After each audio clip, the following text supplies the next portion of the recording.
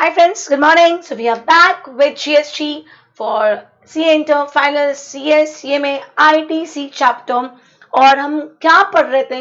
हम सेक्शन 17 पढ़ रहे थे. In that we were done with 17 subsection 5 and we have even done with the homework questions of 17 subsection 5.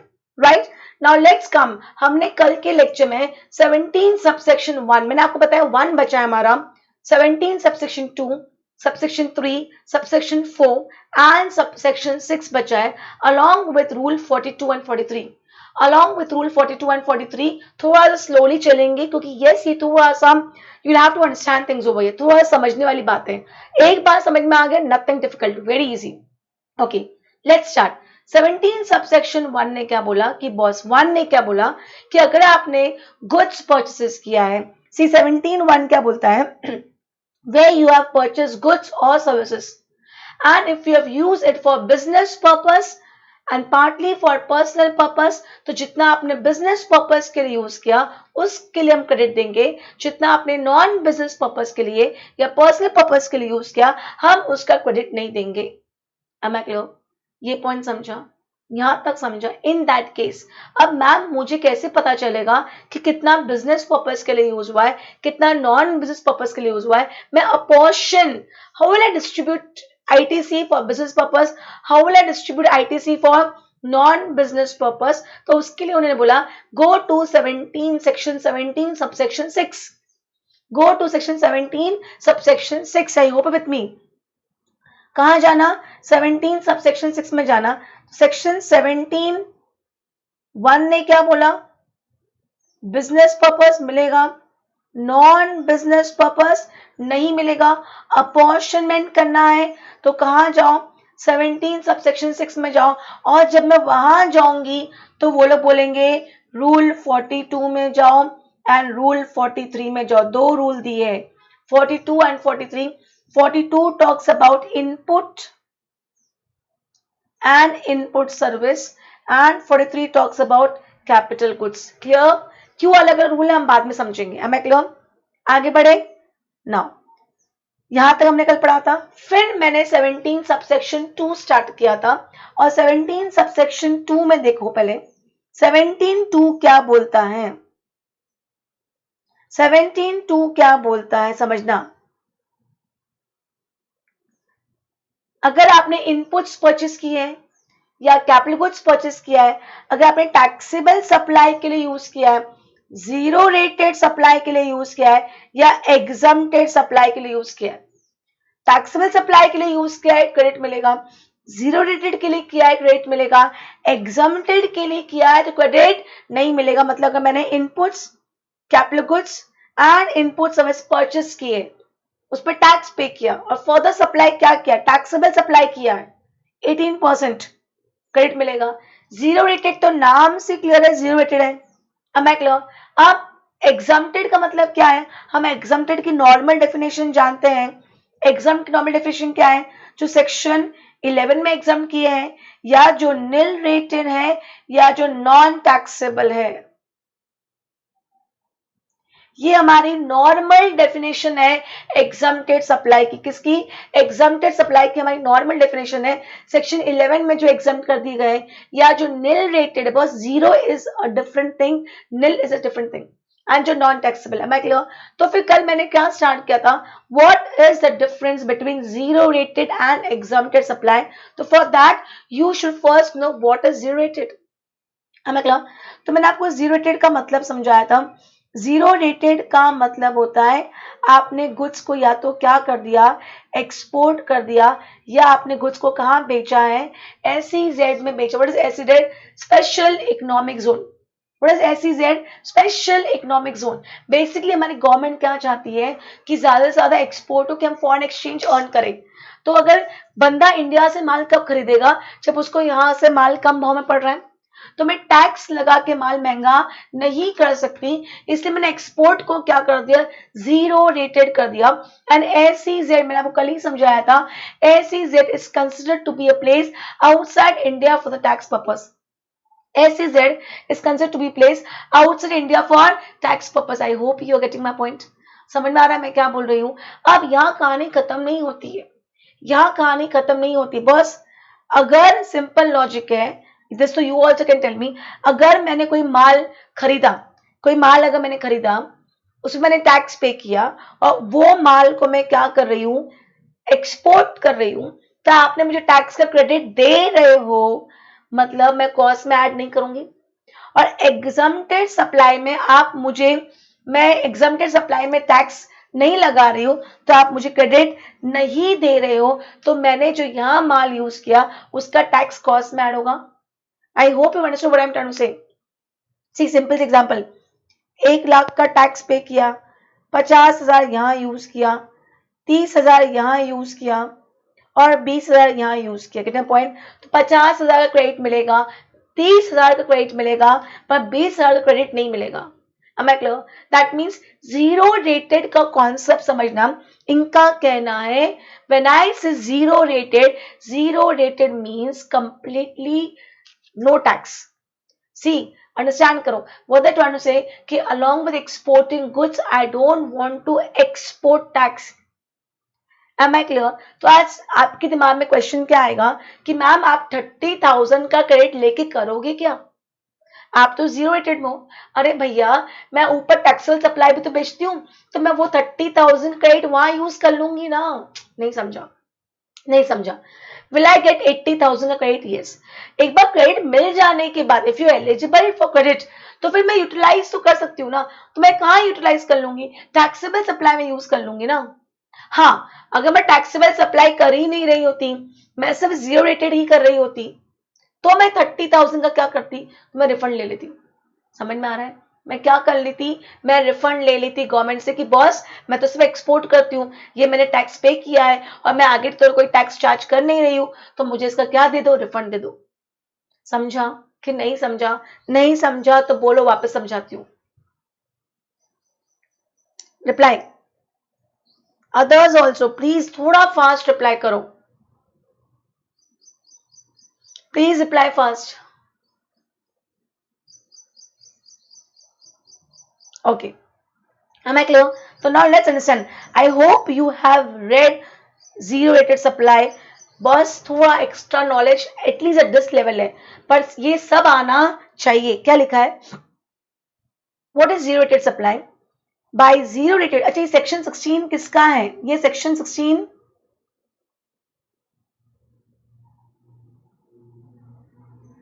IGST का है, क्योंकि हमारा यहाँ पे सेक्शन 16 तो बात करता है आईटीसी का।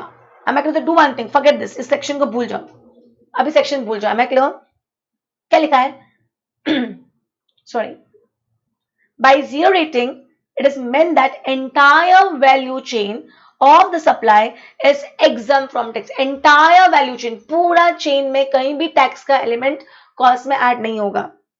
this means that in case of zero rating not only is the outward exempt from payment of tax, there is no bar on taking or availing credit if taxes paid on the input side of making or providing the outward supply। मैंने आपको अभी बताया अगर मैं export कर रही हूँ तो एक्सपोर्ट पे तो मुझे कोई टैक्स पे करना नहीं है, पर अगर उसको एक्सपोर्ट करने के लिए कुछ माल मुझे क्या करना पड़ा था, परचेस करना पड़ा था, उसका मैंने टैक्स पे किया था, तो उसका भी मुझे क्रेडिट मिल जाएगा। What is the need of zero rating? समझना, as per section 247 of CGST, a supply is said कब exempt माना जाएगा, when it is attract nil rate of duty or specifically exempted by notification or kept outside the purview of tax, that is non-GST supply। Normally हमारी exempted supply definition includes 3 things: first nil, second section 11, third non-GST supply। Am I clear? But if goods or services is exempted from payment of tax, it cannot be said to be zero rated। समझ में आ रहा है? Exemption does not mean zero rated। The reason is hard to find। The inputs and input service which goes into the making of goods or provision of service has already suffered tax and only the final product is exempted। Moreover, when the output is exempted, tax laws does not allow availment or utilization of credit on the inputs and input services used for supply of exempted output. Thus, in true sense, the entire supply is not zero rated. Exempt में क्या होता है? मैंने raw material purchase किया, who am I x, मैंने Y को दे दिया, raw material पे मैंने 1 लाख का सपोज टैक्स पे किया था, और मैं क्या करती हूँ, एग्जम्प्ट सप्लाई कर रही हूँ, तो मुझे ये 1 लाख का, सपोज टैक्स 1 लाख का था, सपोज वैल्यू गुड्स की 2 लाख की थी, राइट? तो टोटल मेरा कॉस्टिंग कितना आ जाएगा, 3 लाख की कॉस्टिंग आ जाएगी, प्लस मैं अपना प्रॉफिट मार्जिन सपोज 1 लाख रुपए ऐड कर देती हूँ, तो मेरा टोटल कॉस्ट कितना आ जाएगा, 4 लाख आ जाएगा। इसमें क्योंकि एग्जम्प्टेड है तो मैं टैक्स भले नहीं लगाऊंगी, पर इस 4 लाख में क्या इंक्लूड है, 3, और इस 3 में 1 लाख क्या है, टैक्स। तो एग्जम्प्टेड सप्लाई के केस में क्या होता है, आपका आउटपुट पे भले टैक्स नहीं लग रहा है, पर आपने जो इनपुट पे टैक्स पे किया है उसका आपको क्रेडिट नहीं मिलेगा, इसलिए आप आपकी कॉस्ट में ऐड कर रहे हो, you are adding to the cost. समझा? समझा? आंसर करो, यहां तक समझा? Please reply, have you understood till here?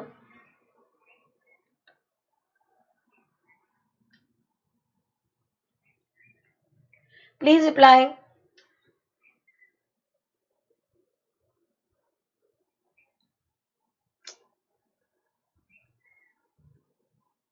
Okay. Okay. Though the output tax suffers no tax, the inputs and input service has suffered tax, and this availment of ITC on input side is not permitted and becomes cost of the supplier. This concept is of zero rating supply aims to correctly this anomaly. मतलब this is basically यहाँ पे जाके it is a difference between zero rated and exempted supply. How does now zero rating work? The concept of zero rating of outward supply requires the outward supplies as well as the inputs and input service used in supplying the outward supplies to be free of GST. पूरे chain में कहीं भी tax का element नहीं आएगा. This is done by employing the following means. The tax paid on the outward supply which are zero rated are refunded, or the credit of inputs or input service used in supplying the zero rated is allowed. And where supplies are exempted, that is which are zero exempted, or supplies are made without payment of tax, the tax paid on inputs or input service, that is unutilized ITC, are refunded. हम बहुत depth में इसके नहीं जा रहे हैं, simple इतना समझो कि अगर आपने एक्सपोर्ट पे टैक्स नहीं पे किया है तो आपने जो इनपुट्स पे टैक्स पे किया है हम आपको रिफंड कर देंगे. हमें बहुत डेप्थ में नहीं जाना अभी, as of now you can ignore this 3 points. Difference समझो.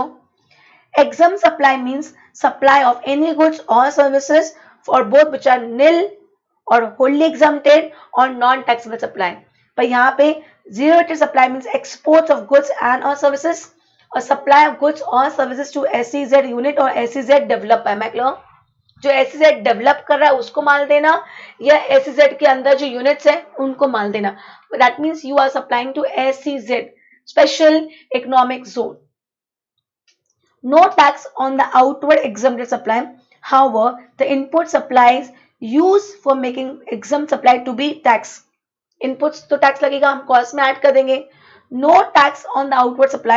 Input supplies also to be tax free, क्योंकि हमको उसका क्या मिल रहा है, क्रेडिट मिल रहा है, और क्रेडिट नहीं मिलेगा तो हम रिफंड ले लेंगे. Credit of input tax need to be reversed if taken. अगर आपने ले लिया है तो रिवर्स करो, if not taken तो well and good. Exempted supply अगर आप कर रहे हो तो क्या आपने क्रेडिट लेकर रखा है, रिवर्स करो. अब और नहीं लिया है तो बात ही नहीं आती, कॉस्ट में ऐड कर दो. Credit of input tax may be avail for making zero rated supply even if sub supply is an exempt supply. ITC allowed on zero rated.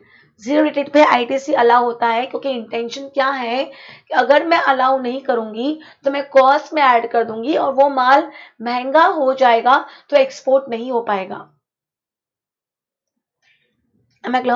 Value of exam. अच्छा, ये वाला पैरा अभी समझ में नहीं आएगा, पॉइंट 4 अभी समझ में नहीं आएगा, अभी समझाऊंगी मैं.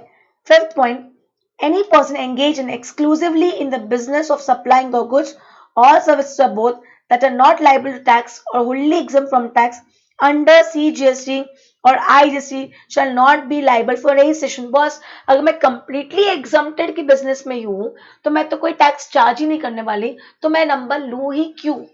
if I'm exclusively involved, any person engaged exclusively in the business of supplying or goods or services or both that are not liable to tax or wholly exempt from tax shall not be liable for registration. Am I clear? A person exclusively making zero-rated supply may have to take registration as refunds of unutilized ITC or IGST paid has to be claimed. आपको भले आगे tax zero rate में tax भले आपको charge करना नहीं है, पर आपको आईटीसी का रिफंड लेना पड़ेगा पिछले स्टेज पे। तो रिफंड लेने के लिए आपके पास नंबर होना चाहिए। 6 point, a registered person supplying exempted goods and or services shall issue bill of supply instead of tax invoice. जब आप एग्जम्प्टेड ही माल दे रहे हो तो आप टैक्स इनवॉइस इशू नहीं करोगे, but normal tax invoice is issued in case of zero rated supply. Am I very clear? Is all the 6 points clear except point number 4 अभी समझाऊंगी मैं। Am I clear? समझा? प्लीज बताओ, is the difference between exempted and zero rated clear? Please reply, reply fast.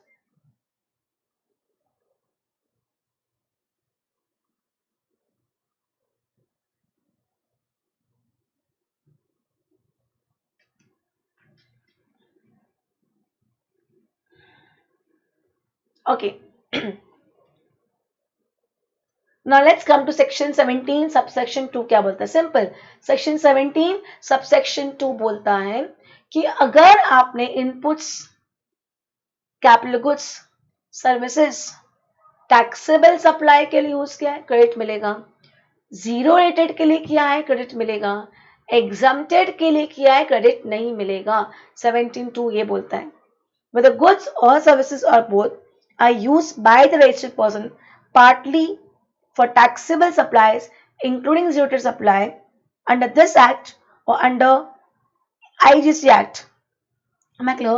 And partly for effecting exempted supply, the amount of credit shall be restricted to so much of input tax that are used for taxable including zero rated. आपने अगर suppose 1 lakh का माल purchase किया है, आपने taxable supply भी किया है, zero rated भी किया है, एग्जम्प्टेड भी किया है, आपको टैक्सेबल का मिलेगा, जीरो रेटेड का मिलेगा, पर एग्जम्प्टेड का नहीं मिलेगा। मैं क्लियर? तो क्या लिखा है? What is zero rated? Zero rated means export करना या SEZ को माल देना। Am I clear? Am I clear? In simple words, if registered person is engaged in making taxable, including zero rated supply and exempted supply, the amount of credit shall be restricted to so much of input tax that is attributable to said taxable supply, including zero rated. Logical है ना? आप exempted माल जब बेचते हो, क्या आपने tax लगाया? नहीं। तो उस माल पे जो आपने इनपुट परचेस किया था, उस पे जो आपने टैक्स पे किया था, मैं उसे क्रेडिट क्यों दूं? Am I clear? In simple words, if registered person is engaged in making taxable, including zero rated supply and exempted supply, the amount of credit shall be restricted to so much of the ITC as is attributable to the said taxable supplies, including zero rated supplies. He shall not be entitled to avail input tax as attributable to exempted supply. जितना आपने exempted supply के लिए use किया, उस input पे मैं आपको जो टैक्स पे किया उसको क्रेडिट में नहीं दूंगी। As per provision. Now question आता है अलोक, मतलब आप एट्रीब्यूशन मतलब डिस्ट्रीब्यूशन कैसे करोगे? 17 सबसेक्शन 6 ने बताया है। 1 भी 6 में ले गया, 2 भी 6 में ले गया, और 6 कहाँ लेके जाएगा? 42 एंड 43 में ले जाएगा। 6 कहाँ ले जाएगा? 42 एंड 43 में ले जाएगा। मैं clear? As per provision section 17 subsection 6, the government may prescribe the manner in which tax rate for taxable supply, including zero rated, exempted. Am I clear? अब ये इंपॉर्टेंट है, ये बहुत इंपॉर्टेंट है। 17 subsection 3 is very important. See, normally again मैं लिखती हूँ, for you and me, if I ask you people, exempted supply का क्या मतलब होता है? एग्जम्प्टेड सप्लाई का क्या मतलब होता है? पूरे जीएसटी के बुक के लिए अगर मैं बात करूं, एग्जम्प्टेड सप्लाई, पूरे जीएसटी एक्ट के लिए अगर मैं बात करूं, exempted supply includes three things. Section 11 में जो एग्जम्प्टेड है या जो नील रेटेड है या जो नॉन जीएसटी सप्लाई है, अगर ये 3 सप्लाई है तो उसको हम क्या बोलते हैं, exempted supply. And this is the normal definition of exempted supply for whole GST act, but only for section 17 purpose, listen to me, only for section 17 purpose इन्होंने एग्जम्प्टेड सप्लाई की डेफिनेशन में थोड़े चेंजेस किए। And this जो भी हम पढ़ने जा रहे हैं, it is restricted to only section 17। क्यों है वो भी समझाऊंगी, वेट, थोड़ा शांति से समझना, just don't rush two things. क्या लिखा है, इंक्लूजन इन एग्जम्प्टेड सप्लाई, इन्होंने सेक्शन 17 सबसेक्शन 3 में एग्जम्प्टेड सप्लाई की डेफिनेशन को एनहांस कर दिया है। मतलब इन्होंने कुछ और चीज क्या कर दी है, इंक्लूड कर दी है, कुछ और चीज क्या कर दी है, इंक्लूड कर दी है। First 3 point is common for all, पूरे जीएसटी में आप जब भी एग्जम्प्टेड सप्लाई पढ़ोगे आप यही 3 पढ़ोगे, तो one which is exempted under section 11, the one which is nil rated and non-GST supply. Am I clear? But only for section 17 purpose, only for this allocation purpose, they have enhanced the definition. Reason, अगर मैं उसको exempted supply की category में ले जाऊंगी, जो भी enhance कर रहे हैं, तो उस एग्जाम्पशन, अगर वो एग्जाम्पशन कैटेगरी में चला गया, तो अगर उसके लिए पिछले स्टेज पे अगर मैंने कोई इनपुट्स पे, कोई इनवर्ट सप्लाई पे टैक्स पे किया है, तो उसका क्रेडिट मुझे नहीं मिलेगा। I have to add in the cost. समझते क्या है, wait, exempt supply normal definition, exempt supply means supply of any goods or service or both which attracts nil rate of tax, which is wholly exempted under section 11 of CGST Act, और same किसने बात की थी, section 6 of IGST act, and includes non taxable supply. ये हमारी normal definition है। But important, the value of exempt supply under subsection 2 shall be as may be prescribed and shall include this 3। ये 3 को उन्होंने एग्जम्प्ट सप्लाई की definition में क्या कर दिया, ऐड कर दिया। शांति समझना, एक एक करके चलते हैं। A to B to C, B जो C को माल दे रहा है वो सेक्शन 11 में क्या है, एग्जम्प्टेड है। तो B ने जो A से इनवर्ट किया है उसका B को क्रेडिट नहीं मिलेगा। कोई कंफ्यूजन, कोई कंफ्यूजन बताओ, कोई कंफ्यूजन प्लीज टेल मी, यहां कोई कंफ्यूजन। B कौन सा सप्लाई कर रहा है, सेक्शन 11 वाला which is exempted supply, which is which supply, exempted supply. तो B ने जब A से जो माल परचेस किया है, इस पे जो टैक्स पे किया है, इसका क्रेडिट B को नहीं मिलेगा। सेकेंड, A ने B और B ने C, B जो C को माल दे रहा है वो कौन सा है, नील रेटेड है।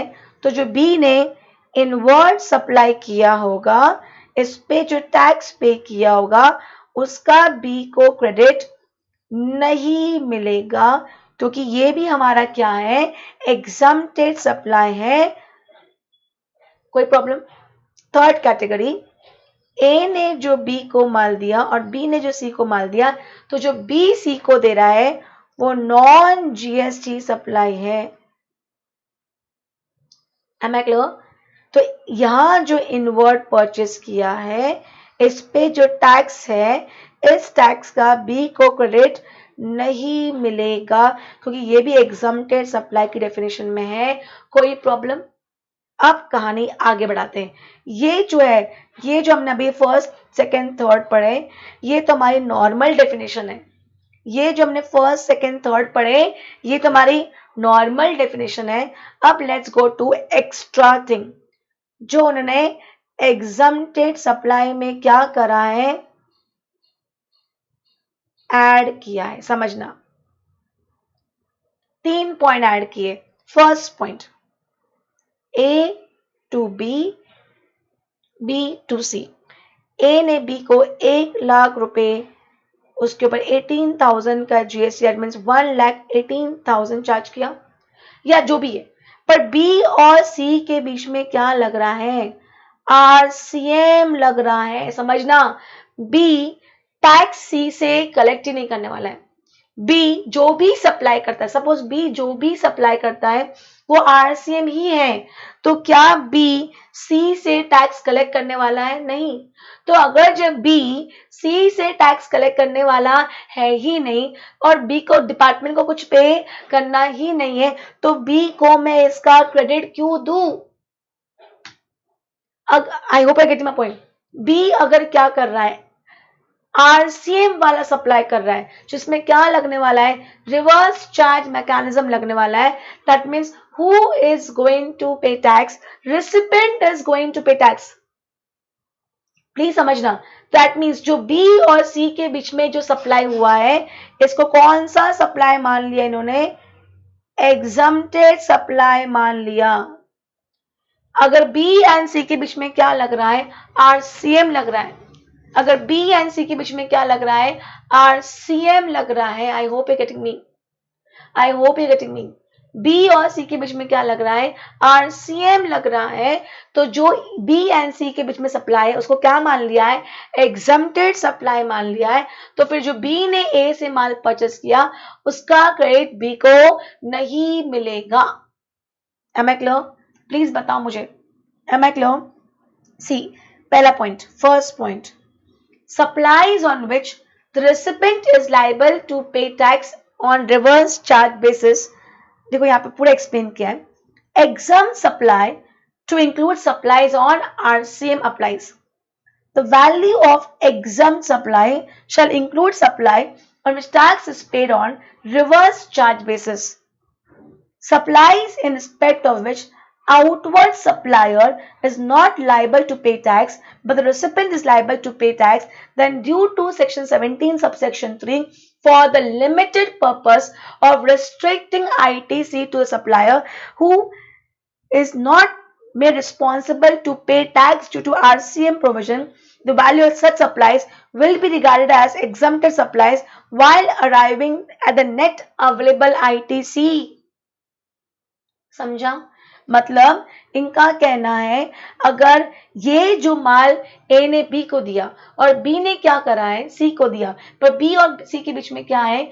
आरसीएम लग रहा है। तो जब बॉस बी को टैक्स इस ट्रांजैक्शन के लिए कलेक्ट करके पे ही नहीं करना है, तो इस ट्रांजैक्शन पे जो टैक्स ए ने बी को चार्ज किया उसको बी को क्रेडिट नहीं मिलेगा। It is assumed as exempted supply, it will be added in the cost. और रिप्लाई, एक ही जन का रिप्लाई आया है, प्लीज रिप्लाई फास्ट।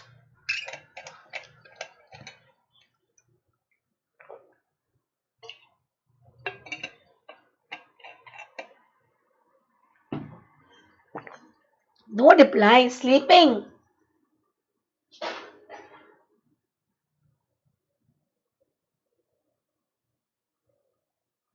क्या लिखा है?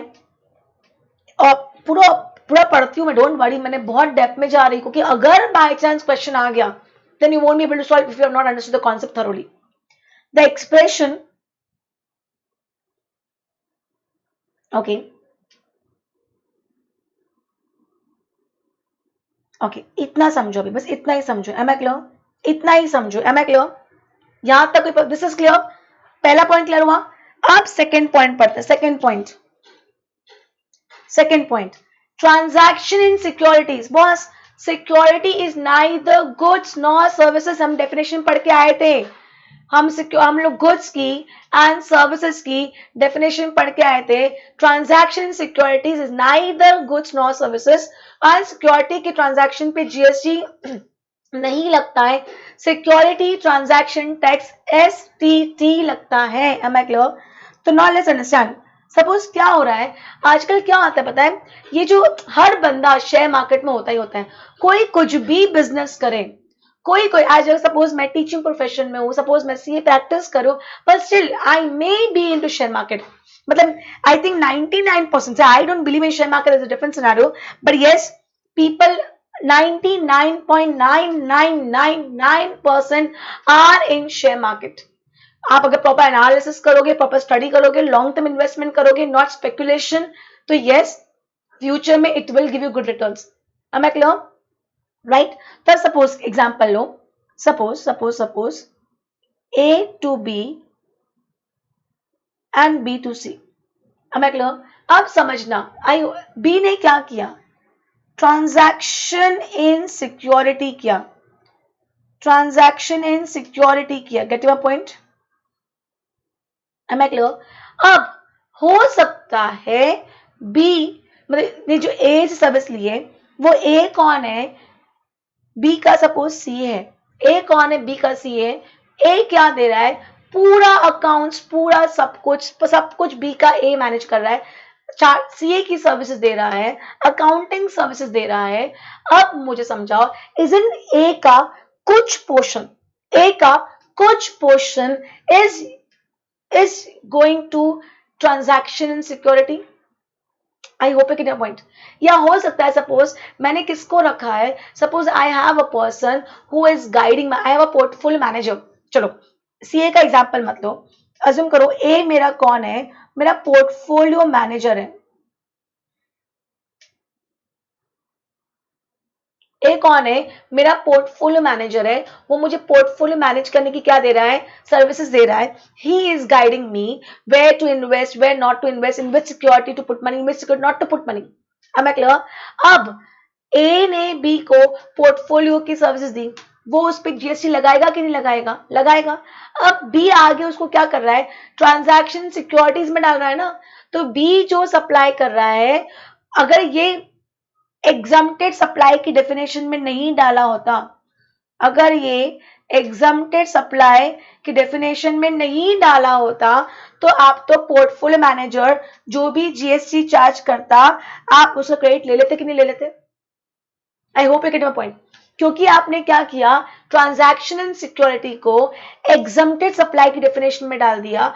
तो ये एग्जम्प्टेड सप्लाई के लिए आपने जो भी इनपुट्स या कैपिटल गुड्स या इनपुट सर्विसेज पे जो भी टैक्स पे किया है, आपको उसका क्रेडिट नहीं मिलेगा. बॉस मुझे बताओ, क्या मैंने इस पे जीएसटी लगाया, नहीं, इस पे तो STT लगता है, सिक्योरिटी ट्रांजैक्शन टैक्स लगता है. मैंने उस पे जीएसटी नहीं लगाया है क्योंकि security is neither goods nor services. तो no question levying GST does not come into picture only. What I am going to levy over there, I will be levying STT, security transaction tax. तो जब उस transaction पे GST लगा ही नहीं है, तो उस ट्रांजैक्शन के लिए पिछले स्टेज पे अगर आपने कोई सर्विस लिया था, उस पे टैक्स पे किया था, तो मैं उसका क्रेडिट क्यों दूं. समझा, समझा, रिप्लाई समझा कि नहीं समझा, please reply. Have you understood this point कि क्यों ट्रांजैक्शन इन सिक्योरिटी को, क्यों एग्जम्प्टेड सप्लाई की. सोचो अगर नहीं बोला होता, सोचो अगर ये नहीं बोला होता, आपने इस पोर्टफोलियो मैनेजर की सर्विसेज पे जो भी जीएसटी पे किया होता, आप उसका क्रेडिट ले लेते और उसको फिर यूज करते अपने बिजनेस में. और बेसिकली वो पोर्टफोलियो मैनेजर की सर्विसेज आप तो कहाँ के लिए लेके जा रहे हो, सिक्योरिटी बिजनेस के लिए लेके जा रहे हो. तो वो बिजनेस जिस पे आप जीएसटी चार्ज नहीं कर रहे, मैं उसके लिए क्रेडिट क्यों दूं. All clear, all clear. Boss जब तक मेरे को सबका रिप्लाई नहीं आता ना, मैं आगे नहीं बढ़ सकती. I have a problem. Answer करो. All clear, any problem till here, all clear, any problem till here, please reply. Logic समझ के काम करेंगे ना तो बिल्कुल डिफिकल्ट नहीं है ये टॉपिक. ओके, सेकंड पॉइंट समझा. अब थर्ड पॉइंट के लिए आता है. थर्ड पॉइंट के लिए इसलिए याद है मैंने जब स्केड्यूल 3 क्या है, transactions which are considered neither to be supply of goods nor supply of services. If you remember, वहां पे जो लिखा है, neither they are supply of goods nor they are supply of services. I hope you with me. Yes, क्या लिखा है, sale of land and subject to clause B of para 5 of schedule 2, sale of building, the entire consideration is received after completion certificate issued by competent authority. If you remember, मैंने आपको दो चीज पढ़ाई थी, एक schedule 2 पढ़ाया था, जिसमें पैरा 5B था, और उसमें मैंने बोला था अगर आपने सपोज आपने क्या किया है, बिल्डिंग है, बिल्डिंग में अगर आपने कुछ फ्लैट परचेस किया है और अगर आपने पेमेंट कब किया है, कंप्लीशन सर्टिफिकेट इशू होने के पहले कुछ भी पेमेंट किया है, हमने डायग्राम भी बनाया था, completion certificate before after, before after, तो इसको कहा जाएगा कंस्ट्रक्शन सर्विस, इसको कहा जाएगा कंस्ट्रक्शन सर्विस, और इसको कहा जाएगा immovable property. And immovable property पे जीएसटी नहीं लगता, लैंड पे भी जीएसटी नहीं लगता। आई होप विथ मी। तो ये वाला पॉइंट हमारा कहाँ आया था, शेड्यूल 3 में आया था। रिमेंबर कि खोलू सप्लाई चैप्टर, जल्दी बताओ, रिमेंबर कि सप्लाई चैप्टर का शेड्यूल 3 खोलू। शेड्यूल 3 में बोला है सेल ऑफ लैंड पे जीएसटी नहीं लगेगा, सेल ऑफ बिल्डिंग पे भी जीएसटी नहीं लगेगा, provided you ensure that it does not come under para schedule 2 para 5B। फिर रिमेंबर, रिप्लाई करो, याद आ रहा है, याद आ रहा है, यस और नो।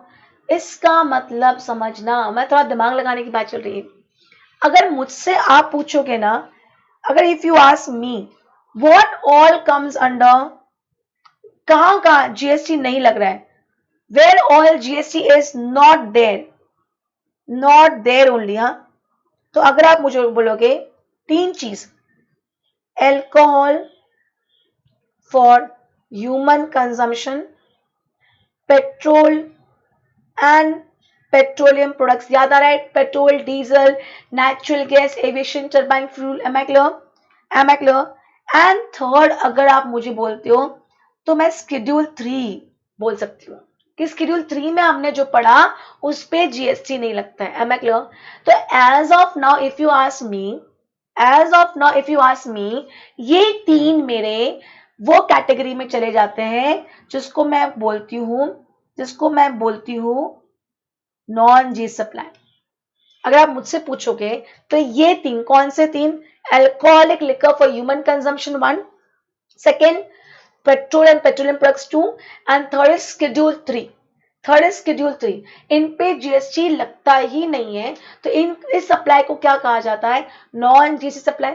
तो बेसिकली आप इसको कहां ले जाते हैं, एग्जम्प्टेड सप्लाई की डेफिनेशन में जाता। M I clear? बट देखना ऐसा नहीं हो रहा है, समझना, इसकी बात करना, किसकी, only for schedule 3, only for schedule 3। इन्होंने क्या लिखा है, शेड्यूल 3 में मेरे बहुत सारे पॉइंट है जिसमें पॉइंट नंबर 3 भी है। शेड्यूल 3 में मेरे बहुत सारे पॉइंट है जिसमें मेरा पॉइंट नंबर 3 भी है, सेल ऑफ लैंड और sale of building subject to subject to schedule 2 para 5B।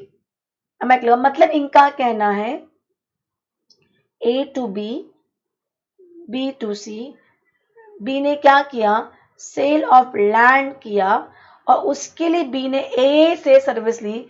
ए कौन है, ब्रोकर है, ब्रोकर उस पर क्या लगाएगा, अपनी सर्विस पे जीएसटी लगाएगा। बी ने ए से सर्विस ली, कौन सर्विस ली, ब्रोकर की सर्विस ली, ब्रोकर अपनी सर्विस पे क्या लगाएगा, जीएसटी लगाएगा। पर बी ने आगे क्या किया है, सेल ऑफ लैंड किया है जिसपे ये जीएसटी चार्ज करने वाला नहीं है, तो इस जीएसटी का क्रेडिट नहीं मिलेगा। ये कौन सी सप्लाई है, एग्जम्प्टेड सप्लाई है।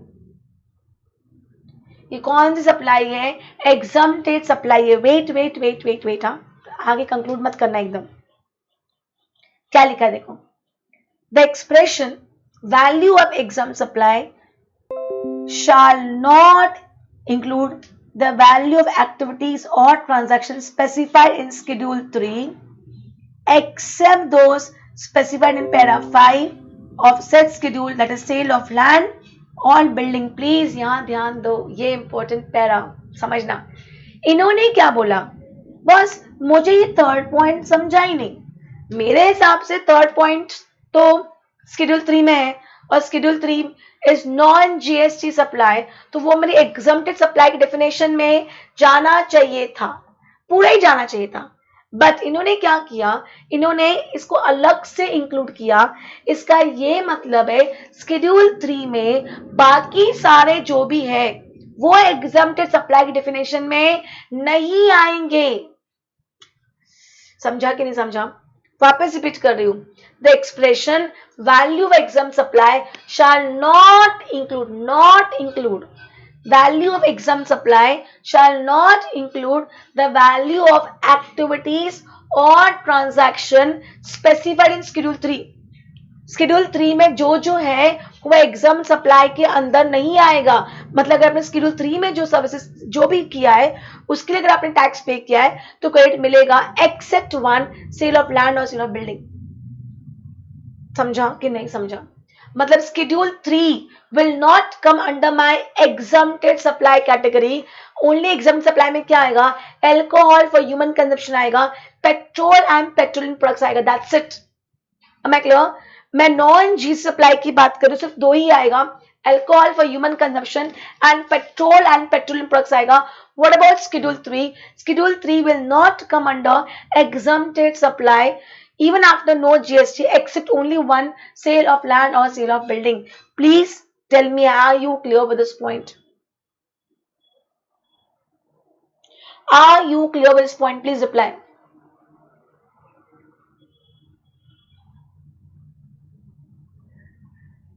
Right? इसको ऑब्जेक्टिव पढ़ो। सेक्शन 17 सबसेक्शन 3 प्रायर, ये अमेंडमेंट कब आया था? 1 February 2019.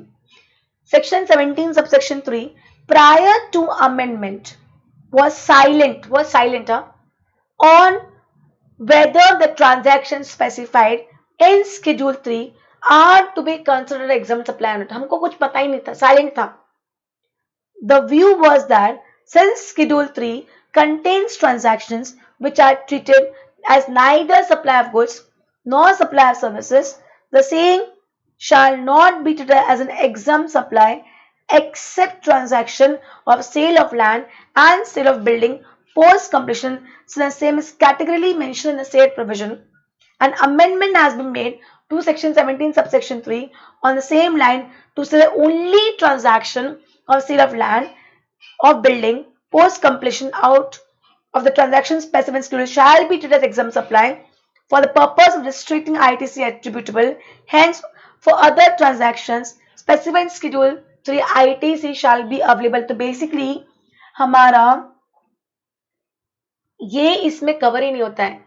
हम जब नॉन टैक्सेबल सप्लाई की बात करते हैं, नॉन टैक्सेबल का मतलब ही दो हुआ, alcoholic liquor for human consumption and petroleum products. Schedule 3 पे हमको समझ में नहीं आ रहा था कि वो साइलेंट है कि मैं क्या करूं, तो उन्होंने शेड्यूल 3 में एक पॉइंट को एग्जामिशन की लिस्ट में डाल दिया। मतलब बाकी सारे पॉइंट एग्जामिशन की लिस्ट में नहीं जाएंगे। मतलब बाकी सारे पॉइंट का अगर आपने सर्विसेज सप्लाई किया है तो पिछले टैक्स पे क्रेडिट मिलेगा। फॉर एग्जाम्पल सपोज मैं मॉर्चुरी सर्विसेज की बात करें, किसकी बात करिए? Mortuary services.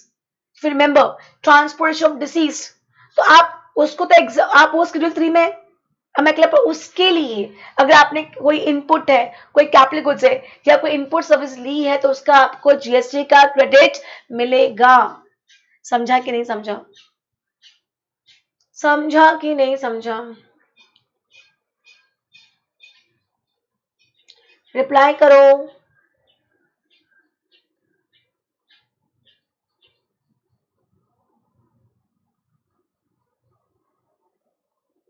All are not replying.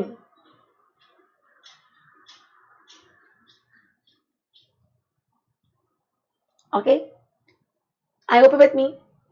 इसलिए मेरे लिए ये जरूरी था मेरे लिए कि क्या एग्जम्प्ट है और क्या एग्जम्प्ट नहीं है। तो एग्जम्प्ट में क्या आया? Section 11 nil non taxable supply, RCM supply security वाला and plus sale of land और building subject to schedule 2 para 5B। अगर मैंने ये किया है और इसके लिए अगर मैंने इनपुट्स या कैपिटल गुड्स या इनपुट सर्विस का क्रेडिट टैक्स पे किया है तो मुझे इसका क्रेडिट नहीं मिलेगा। Am I clear? Am I clear? ये कॉपी कर लो, याद होने के लिए इजी हो जाएगा। कॉपी करो, फटाफट कॉपी करो।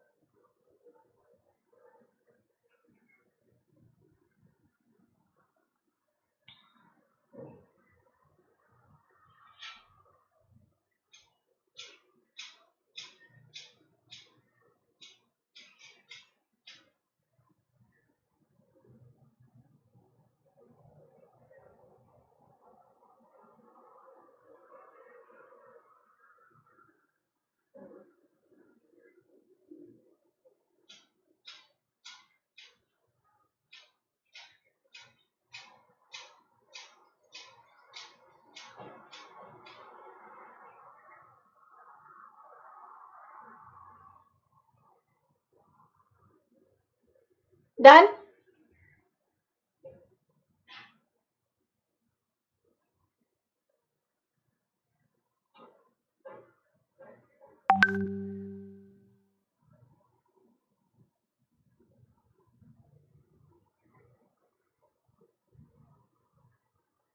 Can I go eight?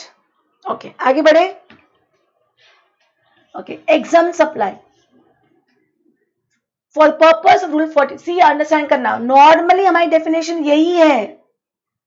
Only for section 17 हमने ये 3 पॉइंट और ऐड किए हैं. Only for section 17. है मैं clear? Okay, exempt supply exclusion for the purpose of rule 42 and 43. 42 and 43 कर दो इसको. 42 and 43. It is hereby clarified that aggregate value of exempt supply shall include. Are you with me? Okay, exclusion पढ़ने जा रहे हैं हम. क्या पढ़ने जा रहे हैं? Exclusion. क्या exempt supply में नहीं आएगा? Next important point. क्या पढ़ने जा रहे हैं हम लोग? Exclusion.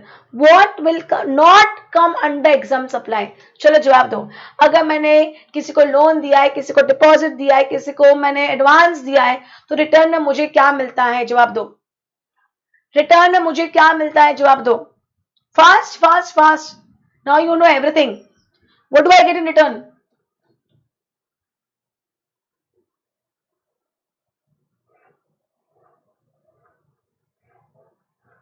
What do I get in return? Fast interest, right? मुझे क्या मिलता है? इंटरेस्ट मिलता है. क्या उस इंटरेस्ट पे जीएसटी लगता है कि नहीं लगता है? मैंने लोन की सर्विस दी है, मैंने डिपॉजिट की सर्विस दी है, मैंने एडवांसेस की सर्विस दी है. टेल मी, क्या उस इंटरेस्ट पे जीएसटी लगता है कि नहीं लगता है? और यस तो वाई, नो तो Y. Is there any GST on interest?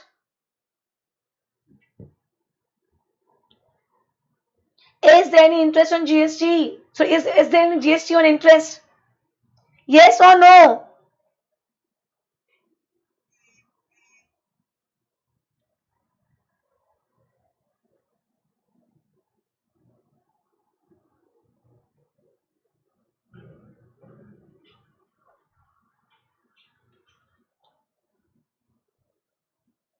Right? क्यों नहीं? रीजन बताओ. Why no? Why no?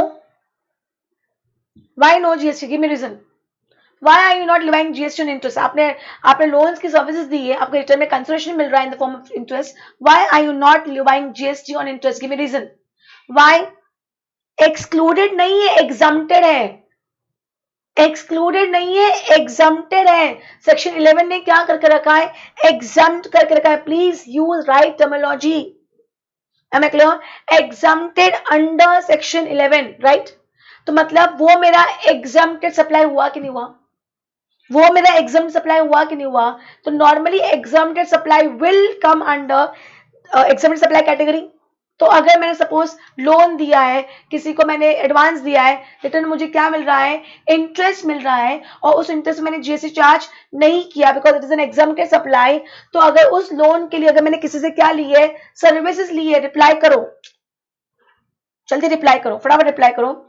A to B, B to सी. मैंने बी को लोन दिया, रिटर्न में मैंने क्या लिया? इंटरेस्ट लिया. No GST as per section 11. It is exempted supply. It is exempted supply as per section 11.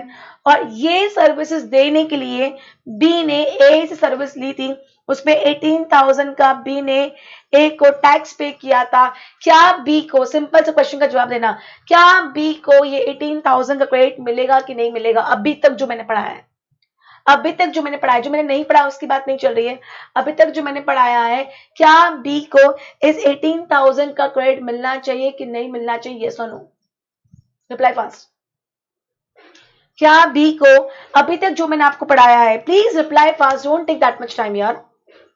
Right? अभी तक जो मैंने पढ़ाया आप क्या बोलोगे? Ma'am B is giving exempted supply, और एग्जम्प्टेड सप्लाई के लिए अगर आपने कोई टैक्स पे किया है तो उसका क्रेडिट आपको मिलना नहीं चाहिए. इसका एक्सक्लूजन है ये point, exception. Exempt supply exclusion. Exclusion हम क्या पढ़ने जा रहे हैं? एग्जम्प्ट सप्लाई में क्या नहीं आएगा? what is not exempt supply, and if it is not an exempt supply, that means you are eligible for ITC. क्या लिखा है? For the purpose of Rule 42 and 43, it is hereby clarified that the aggregate value of exempt supply shall include the value of services by way of accepting deposit, extending loans or advances insofar as the concession is represented by way of interest or discount, except in case of banking company, financial institution, including a non-banking financial institution engaged in supplying service. समझना, कोई भी सबका interest को exempt बाहर नहीं किया है, सिर्फ वापस लिखा है इंक्लूड करेंगे, पर क्या इंक्लूड नहीं करेंगे? The value services by way of accepting deposits, extending loans और advances in so far the concession received by way of interest discount, except अगर यही किसने दिया है? बैंक ने दिया है लोन, एनबीएफसी ने दिया है, तो उस केस में it will not be a exempted supply. Bank ने दिया है, एनबीएफसी ने दिया है, या कोई और फाइनेंशियल इंस्टीट्यूशन ने लोन दिया है, उस पे इंटरेस्ट लिया है और वो इंटरेस्ट पे जीएसटी तो लगेगा ही नहीं, वो एग्जाम सप्लाई में नहीं जाएगा. कोई और देता है, किसी का बिजनेस है, यहाँ होता है बहुत लोगों का बिजनेस होता है उधारी पे पैसा देना, एम आई क्लियर, और वो इंटरेस्ट ले रहा है, एम आई क्लियर, तो वो एग्जाम सप्लाई में जाएगा. पर अगर यही सर्विसेज कौन दे रहा है? बैंक दे रहा है, फाइनेंशियल इंस्टीट्यूशन दे रहा है, एनबीएफसी दे रहा है, तो it will not be a part of exempted supply. Am I clear? Am I clear? Am I clear? Please आगे बढ़ू, आगे बढ़े. Sure. Reply fast. Can I comment?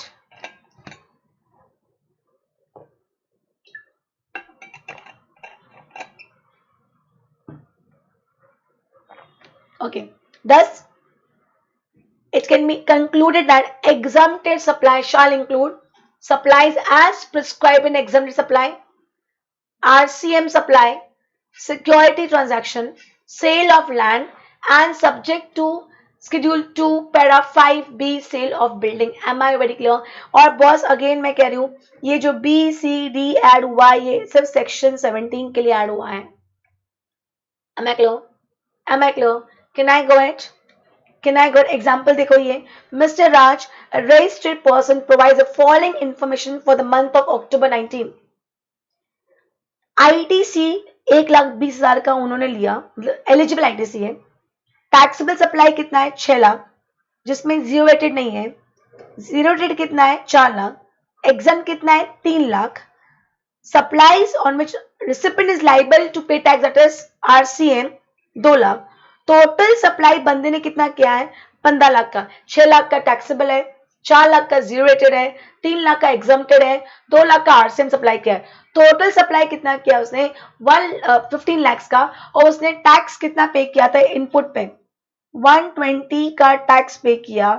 6 lakh, 4 lakh, 3 lakh and 2 lakh. इसका मिलेगा, इसका मिलेगा, इसका और इसका नहीं मिलेगा. Am I clear? तो आपको क्या करना पड़ेगा? ये 1,20,000 इज फॉर 15 लाख, ये 1,20,000 फॉर 15 लाख. आपको क्रॉस मल्टीप्लिकेशन करना पड़ेगा. सिंपल, अगर 15 लाख के लिए इट इज 1,20,000, तो 10 लाख के लिए कितना? Am I very clear? Am I very clear? Any problem till here? Any problem till here boss? Any problem till here? आगे जवाब दो. यहां तक समझा? यहां तक समझा? Any problem till here? Sure, let me recollect what we have done till now. हमने आज इस पार्ट में सेक्शन 17 1 2 3 पढ़ा. M I clear? 1 2 3 पढ़ा. 1 में और 17 सब सेक्शन 6 क्या बोलता है मैं बताऊंगा आप प्रिपरेशन कैसे करना है. और वो कहाँ ले जाएगा? हमें रूल्स में ले जाएगा. 42 एंड 43. आई होप विथ मी. मैं अभी 42 स्टार्ट नहीं करूंगी. रीजन बिहाइंड दैट, इतने टाइम में 42 नहीं होगा. 42 needs at least minimum 1 hour and I don't want to break the link in between. Am I clear? I hope you with me. तो what I'm trying to say over here is 17:1 बोलता है business purpose मिलेगा, non business purpose नहीं मिलेगा. कैसे appropriate करना है? 6 में जाओ. टू बोलता है टैक्सेबल पर्पस मिलेगा, जीरो रेटेड मिलेगा, एग्जम्प्टेड नहीं मिलेगा, कैसा प्रोवाइड करना है, 6 में जाओ, हमें क्लियर। फिर 3 बोलता है एग्जम्प्टेड की जो नॉर्मल डेफिनेशन वो तो है ही, हमने और भी कुछ ऐड कर दिया है। क्या ऐड कर दिया है? आरसीएम सप्लाई कर रहे हो, सिक्योरिटी में डील कर रहे हो, या लैंड बेच रहे हो, या subject to schedule 2 para 5D अगर बिल्डिंग बेच रहे हो तो credit it is a part of exempted supply. Am I clear? यहां तक समझा? I am not starting as of now with rule 42 because I need a sufficient one whole period, because along with rule 42 समझने में ही हमको almost provision ही इतना बड़ा है, 5 page का तो हमारा प्रोविजन है। एंड अलोंग विद दैट मुझे क्वेश्चन साथ साथ करवाते जाने हैं। I need one whole lecture for rule 42 and one whole lecture for rule 43। Am I clear? Am I clear? Sure? Am I clear to you? Any problem? So we'll start the next lecture with rule 42. Am I clear? Am I clear to you? Okay, thank you. Take care. Bye bye.